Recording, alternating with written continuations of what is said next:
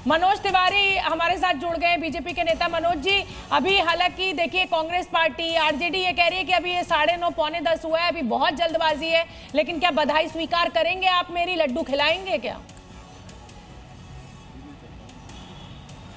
नहीं, वो ठीक कह रहे हैं। वो अभी तो इट इज़ टू अर्ली, मगर 10 बजे के आसपास जो ट्रेंड रहता है वो उसका बड़ा महत्व होता है। लेकिन हम भी अभी इसको थोड़ा और देर देखना चाहते हैं, मगर जो अभी तक देख रहे हैं आपके स्क्रीन पे, दिखाना भाई स्क्रीन मुझे सामने, इसमें 159 बीजेपी प्लस माने एनडीए और 80 के आसपास 162 प्लस हो गया सर, 162 हो गया सर बीजेपी प्लस, 162 हो गया सर। हाँ जी जी, 2/3 बहुमत हो गया सर, 2/3 ये मुझे, मैं शुरू से, मैं जी न्यूज़ से जब भी बात किया तो मैंने यही कहा था कि हम 160 के आसपास रह सकते हैं और रुझान भी वैसे ही जा रहे हैं। तो अभी तो कुछ ज़्यादा उड़ उड़ा के बोलने की आवश्यकता है नहीं। बताइए मनोज जी, चाहे हम हो या ये बिहार में चुनाव के दौरान आप भी बड़े सक्रिय थे, खूब प्रचार विचार कर रहे थे। हाइड्रोजन बम जो कांग्रेस ने फोड़ा था उसका असर नहीं हुआ क्या? हाँ नहीं, जो बम फोड़ने की मानसिकता रखता है उसको कभी भी सफलता नहीं मिल सकती। हम तो फूलों की खुशबू के साथ गए थे, अपनी कार्य के आधार पे गए।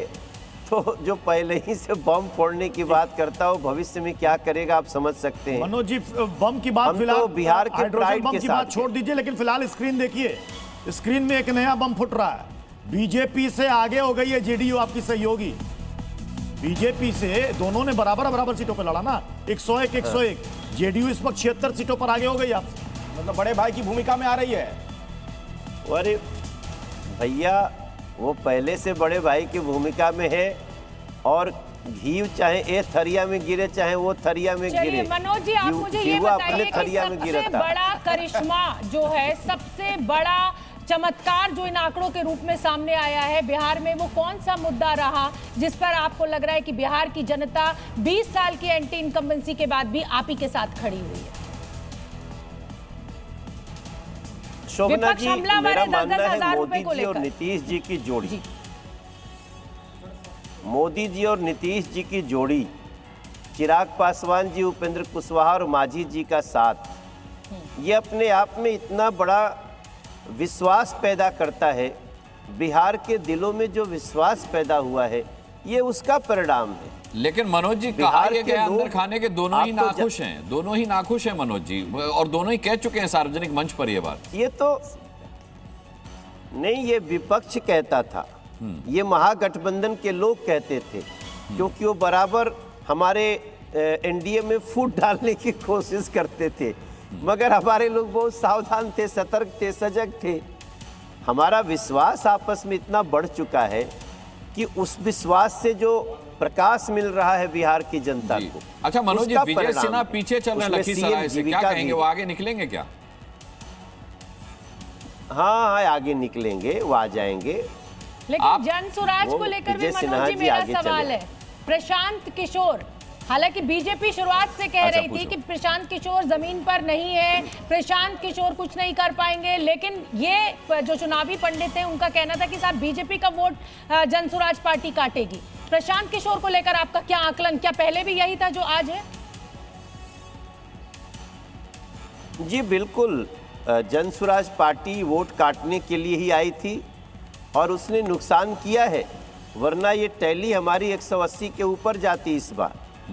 जनसुराज ने एनडीए का बहुत नुकसान किया है जी। अच्छा मनोज जी, वरिष्ठ पत्रकार अकुश श्रीवास्तव जी आपसे कुछ पूछना चाह रहे हैं। कटवा की स्थिति में दिख रहे जी। मनोज जी, प्रणाम। कौन? अकुश श्रीवास्तव जी भैया, प्रणाम भैया। ये तो बता दो जरा, कांग्रेस की जो हालत हो रही है उस पर कुछ टिप्पणी करिए आप तो आपकी प्रिय पार्टी, आपके प्रिय दोस्त हैं वहां पर, राहुल गांधी ने इतनी मेहनत की, उसकी मेहनत का असर दिख रहा है या कुछ और है जो तेजस्वी की मेहनत पे पानी फेरे हुए हैं?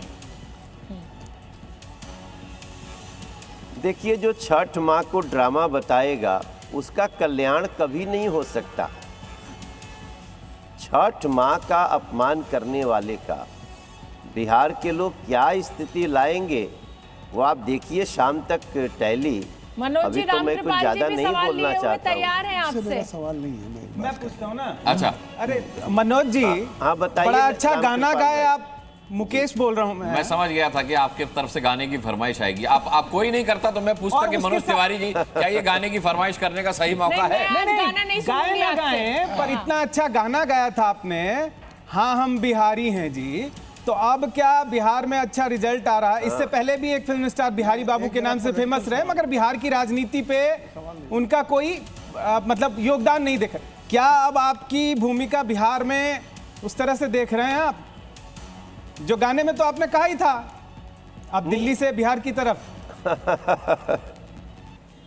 हमारी भूमिका बहुत बड़ी है। और देखिए, हमारे जैसे जितने भाजपा के लीडर हैं, ये सब उन लोगों के प्रयास से गिलहरी प्रयास करते हैं हम लोग, मुकेश भाई। और जो आपने गाना याद दिलाया ना, वो तो प्राइड है जो मोदी जी, नीतीश जी ने बिहार का वो प्राइड बनाया। गा दीजिए। हमारे हर माटी को सोना करने वाली कलाकारी है जी। हाँ हम बिहारी हैं जी, थोड़े संस्कारी हैं जी। अरे अकेले चाणक्य जैसे 100 पे भारी हैं जी। हाँ हम बिहारी हैं जी, थोड़े संस्कारी। ये संस्कार बहुत शानदार। बिहार का पहले भी था, आज फिर भी है, लेकिन कुछ रामकृपाल लोगों जी ने भी मनोज जी संस्कार को आपसे कुछ चोटिल पूछना करने की चाहते हैं, कोशिश आपका की, गीत सुनकर। वापस चल। नहीं मैं हाँ रामकृपाल भाई पूछिए। जी मनोज जी, मैं केवल एक चीज़ ये कह रहा हूँ कि ये जो रिजल्ट आ रहे हैं इसके एक राजनीतिक निहितार्थ बहुत लंबे हैं। देखिए, जेडीयू का आरजेडी से बड़ी पार्टी होना ये बहुत बड़ा पॉलिटिकल मैसेज है। 20 वर्ष के बाद भी इस बार जब सबसे ज़्यादा उम्मीद थी, उस बार बीजेपी को तो अभी छोड़ दीजिए, जेडीयू अगर आरजेडी से बड़ी पार्टी हो रही है तो आप इसका मैसेज समझ लीजिए। प्लस ये अलग बात है कि बीजेपी और जेडीयू में कौन बड़ा होता, अभी तक तो हमको लग रहा था कि शायद बीजेपी नंबर 1 होगी, लेकिन ये देखिए कि नंबर 1 पार्टी बिहार की जो थी वो नंबर 3 होने जा रही है। और 20 साल की एंटी इनकम्बेंसी के बावजूद इसका आकलन आप अपने शब्दों में, अपनी समझ में कितना कैसे करेंगे मनोज जी? नहीं, मैं इसको ऐसे करूँगा कि जब दिलों में विश्वास पैदा होता है ना, तो उसका असर ऐसे होता है। नीतीश जी के प्रति जो बिहार का भाव, और जब से नरेंद्र मोदी जी प्रधानमंत्री बने, नरेंद्र मोदी जी का प्रधानमंत्री बनना और नीतीश जी का तब मुख्यमंत्री रहना, और दोनों का जो बिहार को लाभ मिला, मैं आपको बताऊं, हम एक नहर की पुलिया बनाने के लिए अनशन करते रह जाते थे। आज नदी पे बड़े बड़े पुल ऐसे खेल खेल में बनते हैं। बिहार पुलों की बात मत कीजिए सर, वरना पुल गिरने का भी से फिर पुल गिरने की भी बातें होने लगेंगी। मनोज जी, मैं अगर इस दौरान के चुनाव प्रचार की बात करूं तो क्या कहा जाए इस जीत, सुनिए मनोज जी, इस जीत के लिए आप सुशासन से ज्यादा आपने जंगल राज को बेचा, वो भी एक फैक्टर है।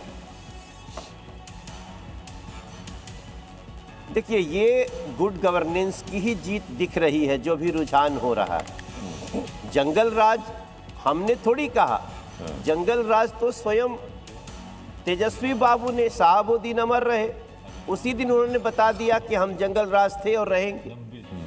तो जंगल राज उनका व्यवहार बता रहा। उनके गाने सुन लीजिए, मारेंगे 6 गोली कपार में, कभी तो आइए बिहार में। ये संस्कार बिहार का नहीं है, इसने ही बता दिया कि ये बदलने वाले नहीं हैं। और अब तो सबसे बड़ी चर्चा बिहार में है कि आरजेडी है कि जेजेडी है। तो ये सारी अभी तो रिजल्ट आने दीजिए, समीक्षा बहुत स्तर से करनी पड़ेगी।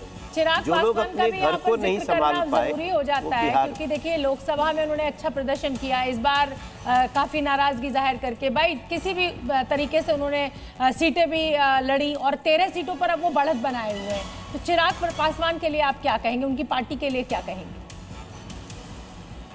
मैंने शुरू में ही कहा कि चिराग पासवान जी का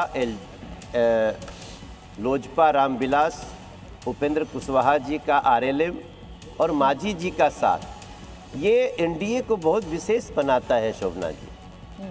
और इनके सीट चाहे जितने भी हों, मगर इनका जो असर है वो बिहार के कोने कोने में देखा गया है। हमने देखा, हम 78 जगहों पे प्रचार करके आए हैं। हमने देखा कि लोगों का कैसे मांझी जी, उपेंद्र कुशवाहा जी, चिराग भाई और उपेंद्र कुशवाहा दोनों 2020 में अलग थे एनडीए से। लेकिन मनोज जी, आप एक उसका बात जरूर बहुत बड़ा असर है। मनोज जी, आप मेरी एक बात से जरूर सहमत होंगे कि बिहार की राजनीति 3 राजनीतिक दलों के इर्द गिर्द घूमती है। जो 2 एक हो जाती है तो तीसरा पिछड़ जाता है। ये आप मुझसे बेहतर जानते हैं, इस बात से आप जरूर मेरी सहमत होंगे। चाहे जाति का आंकड़ा जोड़ लीजिए, बिहार में जाति का एक बड़ा जोर और शोर होता है, जोर भी और शोर भी। लेकिन इस चुनाव में जाति की दीवार टूटी है शोभना जी। अनुराग भाई, इस चुनाव में जाति की दीवारें, धर्म की दीवारें भी टूटी हैं। और ये बहुत बड़ा इस समीक्षा का परिणाम आने दीजिए, बड़ी समीक्षा करनी पड़ेगी। अब मैं बिल्कुल रामकृपाल भाई से सहमत हूँ कि इतने समय बाद भी जेडीयू का इतना प्यार मिलना बिहार में जेडीयू को, ये कोई छोटी बात नहीं है। ये चमत्कार और हमारे भी है। नेता वही हैं। इनकम्बेंसी कहते हैं कि कितना भी अच्छा काम करो जनता बोर हो जाती है, लेकिन एनडीए गठबंधन, जेडीयू और बीजेपी की मैं बात करूं तो लग रहा है ये मोहब्बत दुगनी होती जा रही है। बोर नहीं हो रही है जनता आपसे? सही मायने में कहिए तो वो कहते हैं ना कि हम लाए हैं तूफान से कश्ती निकाल के। जिस परिस्थिति से हमने बिहार को नीतीश जी और मोदी जी लेके आए हैं, वो बड़ी कहानी लिखनी पड़ेगी। आप मनोज जी, आपने आरजेडी के एमएलसी सुनील सिंह का बयान आपने देखा होगा, उन पर एफआईआर भी हो गई। आज आरजेडी की प्रवक्ता सारिका पासवान की तरफ से बयान आया है कि 2 गुजराती तो कह रहे थे कि गुजरात लॉबी तो वापस चली जाएगी, लेकिन यहाँ पर अधिकारियों को यहीं पर रहना है, तो उनको दंड देना होगा।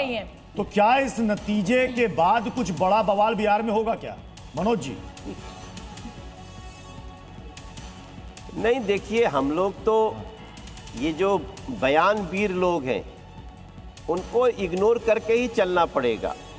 उस संस्कृति को हम जानते हैं, वो जो नफरत की भाषा बोलते हैं, जो प्रांत को बांटने वाले। आज देश में गुजरात भाव का मतलब है भारत भाव। गुजरात भाव को नरेंद्र मोदी जी ने जो परिभाषित किया है वो है भारत का बच्चा बच्चा।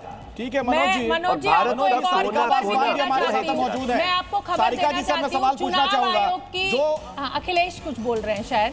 चुनाव सारिका आयोग पासवान की जी, जो अब तक वेबसाइट के पर भी रुझान अब एनडीए को बहुमत मिल गया है, तो अब मुझे लगता है कि ऑफिशियल बधाई। हालांकि ये वहां भी रुझान है, अभी नतीजे चुनाव आयोग की वो साइट रुझान पर भी जल्दी से घोषित पार्टी वाइज नहीं बता हुए हैं। देते हैं।